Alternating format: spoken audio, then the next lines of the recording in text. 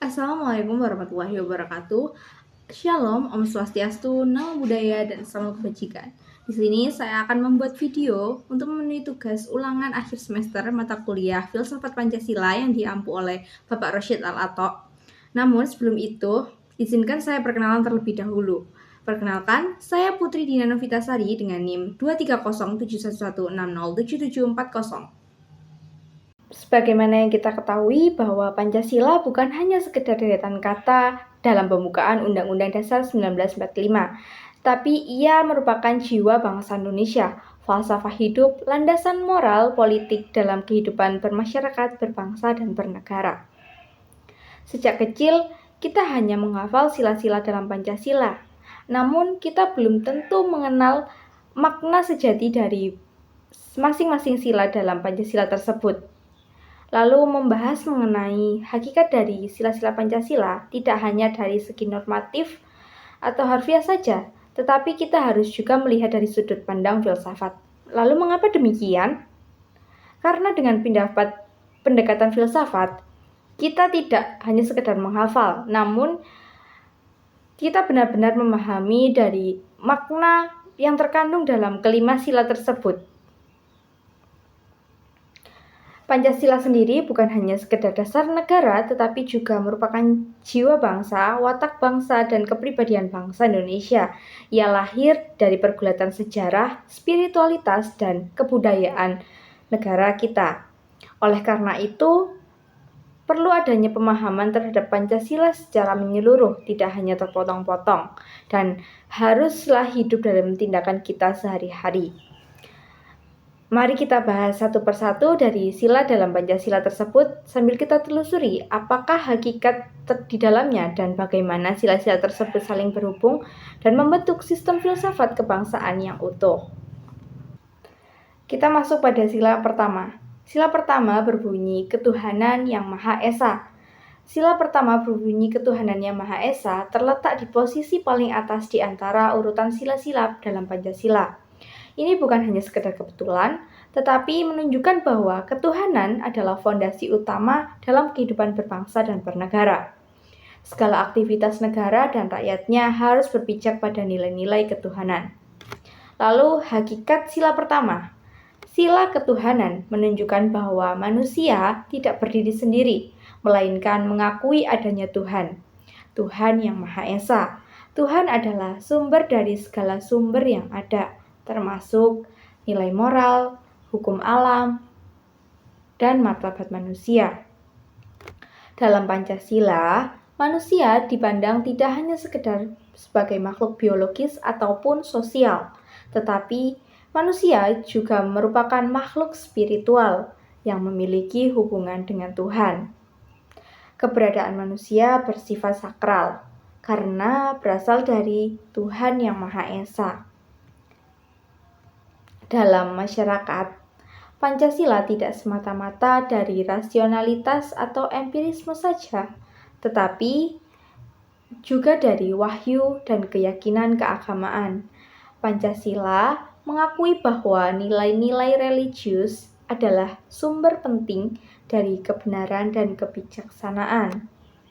Hal ini yang membedakan Pancasila dari ideologi negara yang lain. Negara Indonesia bukan negara agama, tetapi juga bukan negara yang tidak beragama. Pancasila mengintegrasikan nilai-nilai spiritual dalam kehidupan bernegara. Sila pertama menjadi dasar dari semua nilai moral yang ada dalam sila-sila berikutnya. Tanpa nilai ketuhanan, makna dari nilai keadilan, kasih sayang, dan kedamaian, semua itu bersumber dari kesadaran akan adanya Tuhan dan kehendak Tuhan.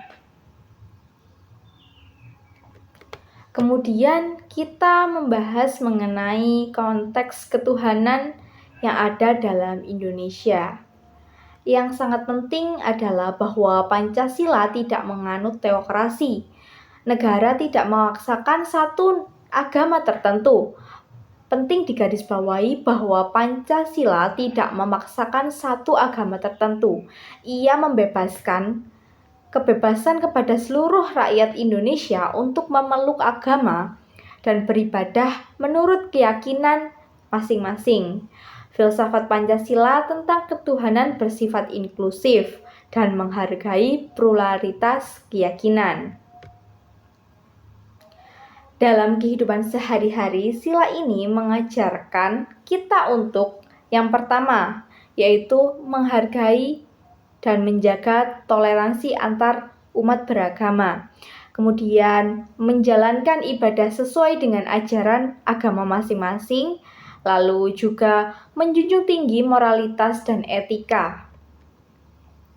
Nah, ketuhanan sendiri yang berbunyi ketuhanan yang Maha Esa bukan hanya dimaknai sebagai bentuk pengakuan terhadap adanya Tuhan, tetapi juga sebagai fondasi moral untuk bertindak benar, jujur, dan berperi kemanusiaan. Kita masuk pada sila yang kedua, yang mana berbunyi kemanusiaan yang adil dan beradab. Makna umum dari sila kemanusiaan yang adil dan beradab, sila ini menekankan bahwa setiap kehidupan bersama manusia harus diperlakukan secara adil dan bermartabat, sesuai dengan harkat dan kodratnya sebagai makhluk Tuhan. Sila ini mencerminkan nilai kemanusiaan universal yang dijunjung tinggi oleh bangsa Indonesia. Makna dalam sila ini diantaranya yaitu yang pertama ada kemanusiaan, yang mana pada kemanusiaan ini mengakui bahwa manusia memiliki hak dan kewajiban yang melekat karena kodratnya, bukan karena status, jabatan, ataupun kekuasaan. Kemudian ada makna adil. Nah, makna ini memberikan apa yang menjadi hak seseorang secara proporsional tanpa pilih kasih, diskriminasi, ataupun ketimpangan. Kemudian ada makna beradab. Nah, beradab ini diartikan sebagai tindakan secara etis, menghormati nilai moral, budaya luhur, dan tidak berperilaku kejam atau tidak manusiawi. Nah, kemudian apa sih hakikat manusia dalam sila kedua ini? Hakikat manusia dalam pandangan Pancasila yang pertama yaitu adalah makhluk ciptaan Tuhan. Manusia adalah makhluk ciptaan Tuhan, sehingga memiliki harkat martabat yang tinggi. Kemudian, hakikat manusia juga diartikan sebagai makhluk individu dan sosial yang tidak bisa hidup sendiri, tetapi juga memiliki kebebasan pribadi, yang mana manusia juga membutuhkan orang lain atau membutuhkan bantuan dari orang lain. Dan manusia juga memerlukan kebebasan pribadi untuk melakukan hal-hal yang ia inginkan. Kemudian, manusia juga merupakan makhluk etis, yang mana memiliki akal budi, hati nurani untuk membedakan baik dan buruk. Dari hakikat ini muncul kesadaran bahwa setiap manusia haruslah dihormati tanpa melihat perbedaan agama, ras, suku, atau status sosial lainnya. Nah, dari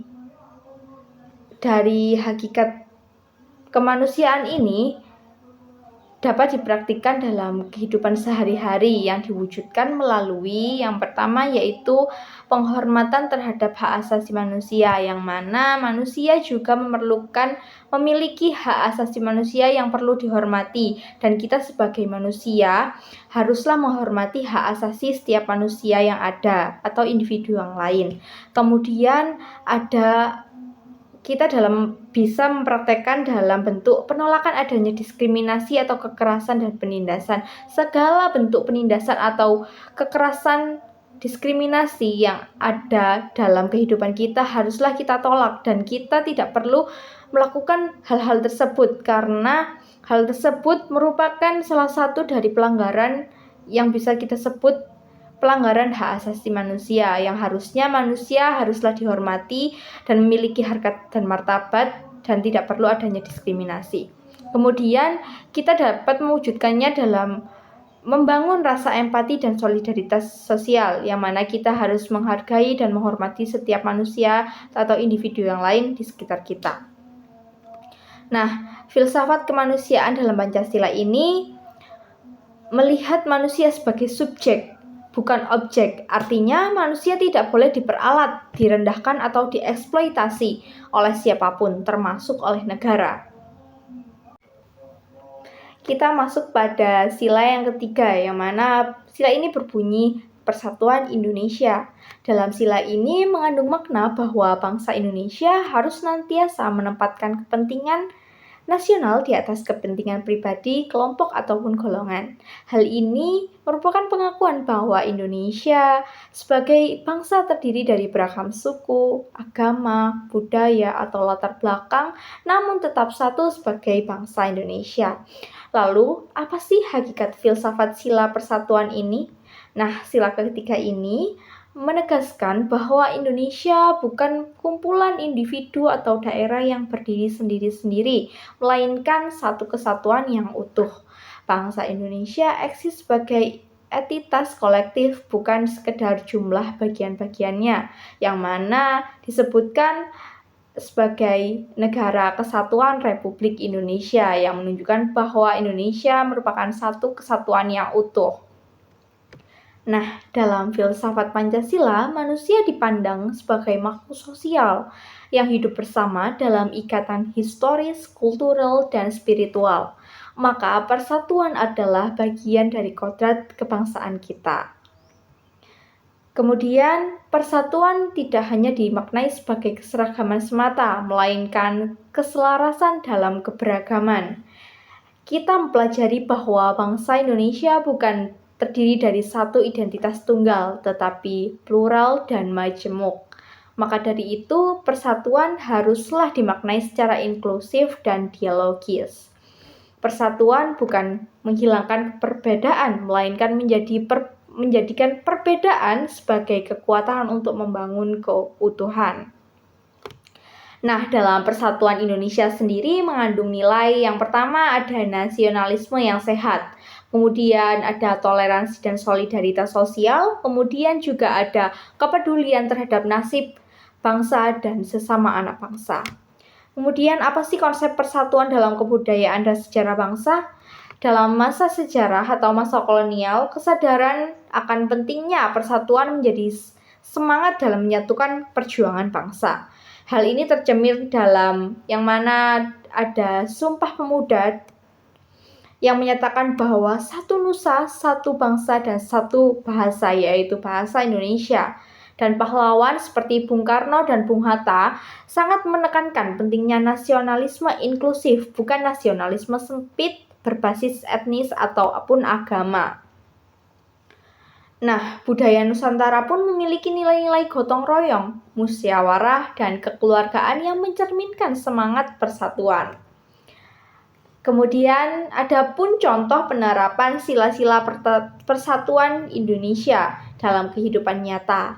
Di antaranya yaitu yang pertama yaitu menjunjung tinggi bahasa Indonesia sebagai bahasa pemersatu, kemudian menghargai simbol negara dan lambang kebangsaan, kemudian tidak menyebarkan hoaks, ujaran kebencian ataupun propaganda yang dapat memecah belah bangsa kita. Kemudian juga ada menghindari ujaran kebencian, rasisme atau fanatisme golongan. Yang terakhir adanya berpartisipasi dalam kehidupan yang mempererat solidaritas sosial seperti gotong royong ataupun bakti sosial. Nah, itu merupakan contoh-contoh yang dapat kita terapkan dalam kehidupan sehari-hari kita. Kita masuk pada sila yang keempat, yang mana sila ini berbunyi kerakyatan yang dipimpin oleh hikmat kebijaksanaan dalam permusyawaratan perwakilan. Lalu makna umum dari sila keempat ini menegaskan bahwa sistem pemerintahan yang diambil dalam kehidupan berbangsa haruslah memiliki prinsip yang mana yaitu ada prinsip kerakyatan yang mana bahwa kekuasaan tertinggi berasal dari rakyat. Kemudian ada hikmat kebijaksanaan bahwa keputusan yang diambil langsung dilakukan dengan pertimbangan yang bijak, penuh dengan akal sehat yang mengutamakan kebaikan bersama. Kemudian juga ada permusyawaratan atau perwakilan bahwa proses pengambilan keputusan melibatkan musyawarah serta dilakukan melalui wakil-wakil rakyat yang dipilih secara demokratis. Kemudian apa sih hakikat filsafat sila keempat ini? Dalam pandangan filsafat, manusia adalah makhluk sosial sekaligus politik, yang mana berarti manusia secara kodrati hidup dalam bermasyarakat, berinteraksi dan memerlukan mekanisme bersama untuk menentukan arah hidupnya bersama. Nah, dari sinilah prinsip kerakyatan itu lahir, yang mana pengakuan bahwa rakyat memiliki peran utama dalam menentukan nasib suatu bangsa atau negara. Nah, musyawarah ini dapat dijadikan sebagai jalan rasional dan bermoral, yang mana musyawarah merupakan cara berpikir dan bertindak secara kolektif dan rasional, serta menampung berbagai sudut pandang yang mencapai mufakat atau keputusan terbaik. Dalam sila keempat ini, musyawarah adalah jalan tengah antara kebebasan dan tanggung jawab sosial.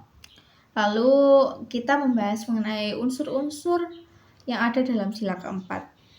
Yang pertama ada kerakyatan, di mana kerakyatan ini berarti rakyat adalah sumber kedaulatan dan negara bertugas menjalankan kehendak rakyat, bukan sebaliknya. Dalam Pancasila, rakyat bukan objek, melainkan subjek politik. Kemudian yang kedua ada hikmat kebijaksanaan, yang mana hikmat adalah hasil dari pemikiran yang mendalam dan pertimbangan akal sehat yang jernih. Kebijakan adalah penerapan nilai moral, spiritual, dan etika dalam pengambilan keputusan. Artinya, pemimpin dan rakyat sama-sama harus menjunjung tinggi akal sehat, menghindari emosi atau provokasi, kemudian bersikap adil dan tanggung jawab.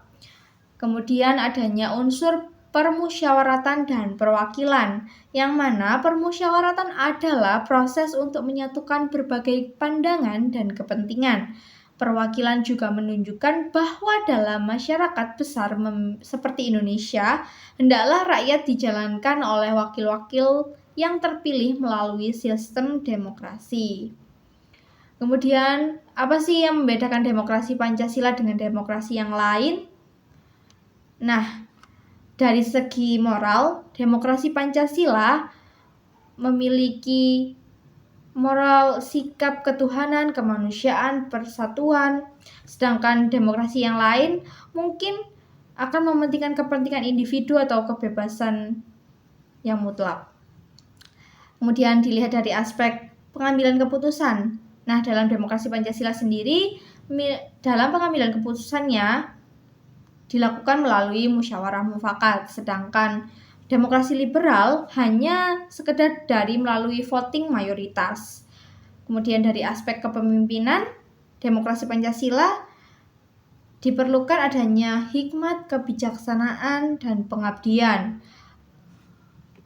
Apabila dari demokrasi yang lain mungkin hanya semata-mata untuk kompetisi kekuasaan.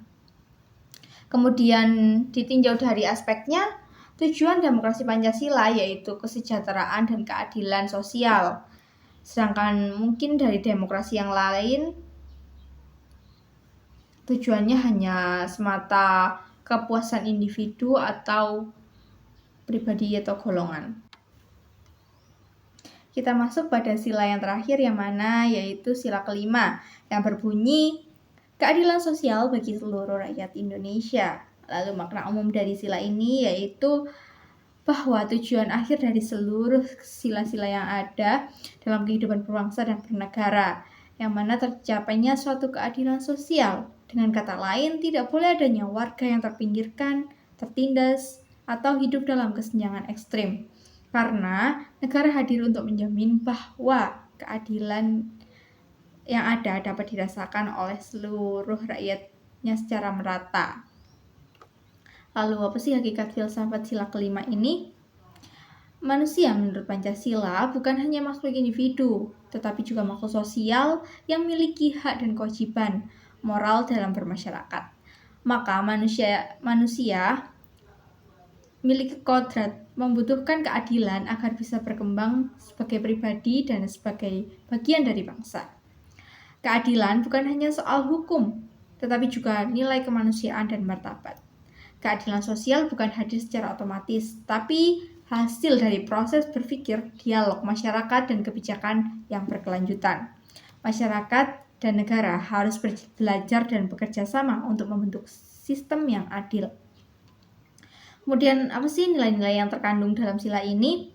Nah, nilai-nilai yang terkandung dalam sila ini diantaranya yaitu ada keseimbangan antara hak dan kewajiban, kemudian pemerataan solidaritas dan sosial, kemudian adanya anti penindasan dan anti eksploitasi, kemudian yang terakhir adalah perlindungan bagi kaum lemah dan marginal. Lalu, sila ini dapat diwujudkan nyata di bidang ekonomi seperti adanya jaminan penghidupan layak bagi warga negara. Kemudian ada juga dapat dilakukan kegiatan ekonomi yang diarahkan bukan hanya untuk kepentingan atau keuntungan pribadi, tapi kemaslahatan umum. Kemudian di bidang hukum, dalam hukum haruslah berpihak pada keadilan, bukan hanya berdasar pada aturan yang kaku. Kemudian tidak boleh adanya diskriminasi hukum terhadap kelompok minoritas, miskin ataupun tak berdaya.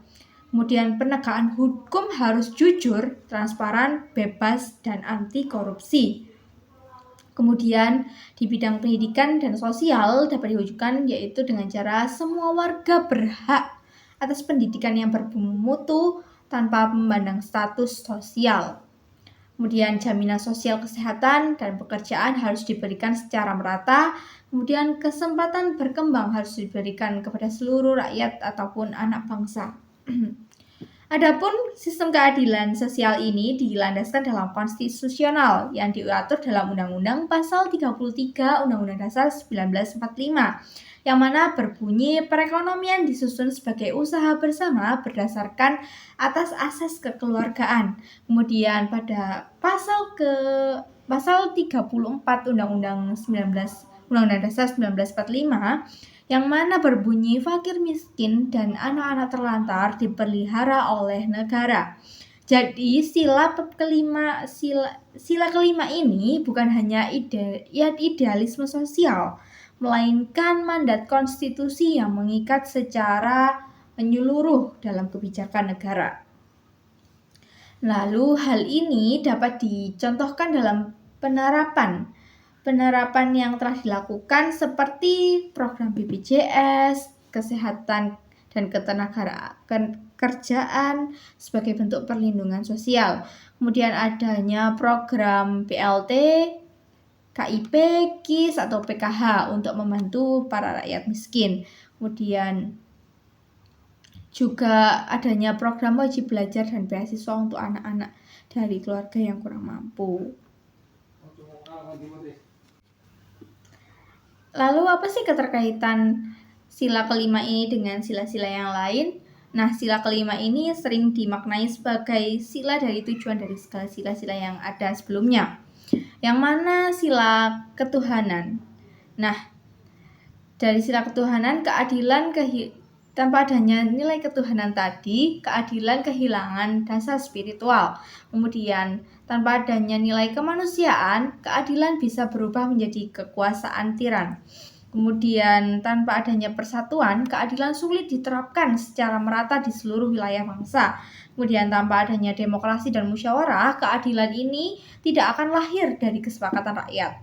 Jadi, keadilan sosial adalah buah dari sila-sila sebelumnya, dan ia adalah puncak dari seluruh nilai Pancasila yang ada. Begitu. Jadi, secara kesatuan dan keseluruhan sistem filsafat Pancasila yang telah disebutkan tadi, kelima sila Pancasila bukanlah entitas yang terpisah, tetapi satu kesatuan sistem nilai. Pancasila sendiri memiliki struktur hierarkis dan holistik. Sila pertama menjadi dasar spiritual, lalu kemudian sila kedua memiliki dasar moral, kemudian sila ketiga menjadi fondasi sosial, kemudian sila keempat menjadi prinsip politik, lalu yang sila terakhir menjadi tujuan akhir dari seluruh sila sebelumnya. Jika salah satu diabaikan, maka rusaklah sistem tersebut.